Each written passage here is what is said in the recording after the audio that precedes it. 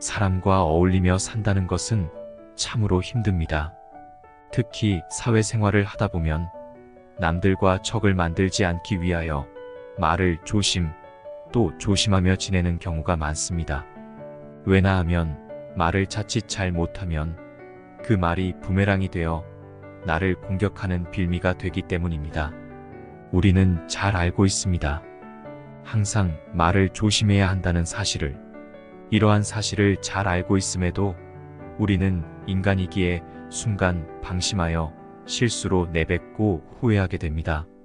오늘은 옛 성인들의 말씀을 통하여 왜 말을 조심해야 하는지, 말을 조심하기 위하여 어떠한 마음가짐을 가져야 하는지 알아보겠습니다. 여러분들도 조심해야 한다고 생각하는 말이 있다면 댓글로 공유하면 좋을 듯 싶습니다. 그럼 시작하겠습니다. 첫 번째, 새장에서 도망친 새는 붙잡을 수 있으나 입에서 나간 말은 붙잡을 수가 없다. 비밀을 누설하지 않고 지키는 것은 매우 어려운 일이다. 비밀은 돈처럼 붙들어 두려 해도 잠시 방심하는 사이에 새어나가 버린다. 비밀은 돈과 같이 사용하는 순간까지 잘 간직해야 하는 것이다. 오히려 비밀은 돈보다 위험하다. 비밀을 들었으면 항상 마음속에 주의를 요한다는 내용의 붉은 딱지를 붙여라.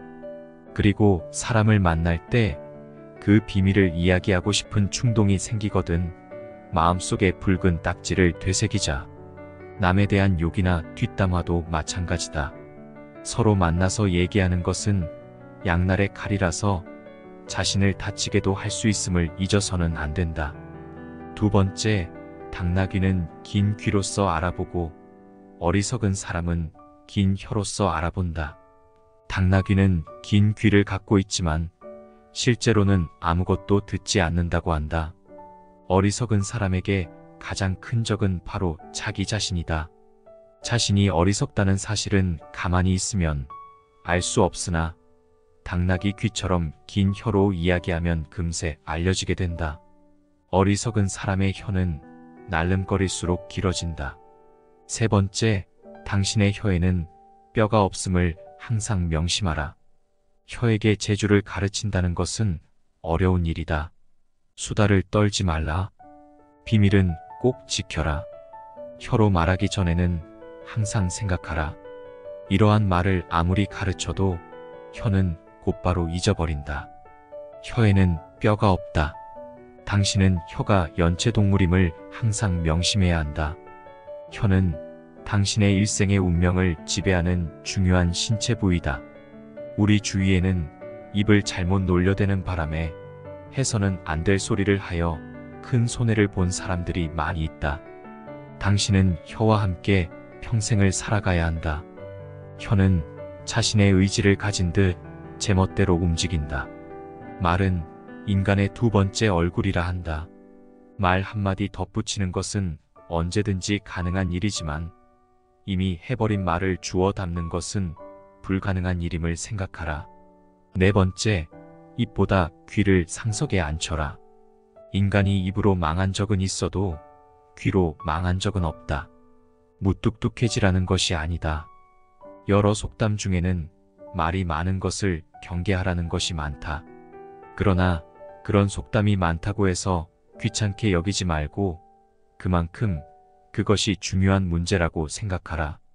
입은 자신을 주장한다. 귀는 다른 사람의 주장을 듣는다. 수다를 경계하라 강조하더라도 그것은 결코 지나친 것이 아니다. 동물에게 입이 하나, 눈과 귀가 둘인 이유는 주위 사물을 잘 보고 소리를 잘 들어야만 생존할 수 있기 때문이다. 잘 보고 잘 듣는 것이 우리를 지켜주는 힘이다. 다섯 번째, 인간은 말하는 것은 태어나면서 곧 잘 배우지만 입을 다무는 것은 어지간히 배우기 힘들다. 지혜를 둘러싼 담은 침묵이라는 말이 있다. 이것은 모두에게 교훈이 되는 세상을 살아가는 원칙이다. 자신의 지나간 삶을 돌이켜볼 때 입을 잘못 놀리거나 말을 덧붙여 후회한 일은 있어도 침묵하고 있었던 것을 후회한 것은 별로 없다. 침묵도 일종의 언어다. 그것을 배우면 어휘가 풍부해진다.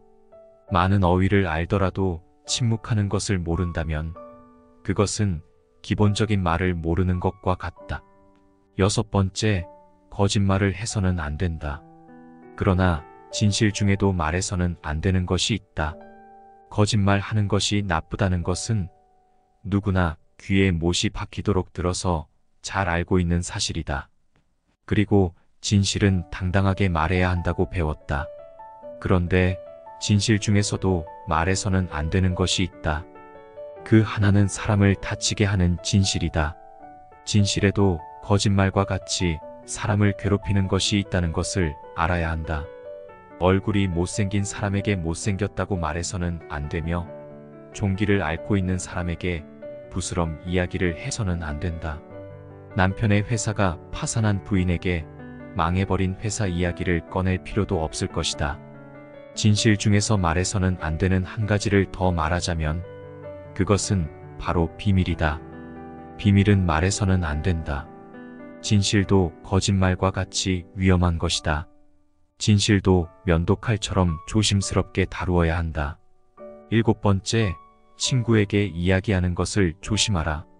당신의 친구는 친구를 가졌고 그 친구도 다른 친구가 있으며 그 친구의 친구도 다른 친구가 있다.